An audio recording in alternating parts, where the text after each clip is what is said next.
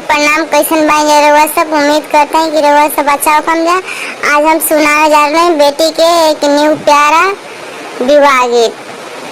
और हमारे चैनल पर रउआ सब नया होखम जा तो हमारे चैनल सब्सक्राइब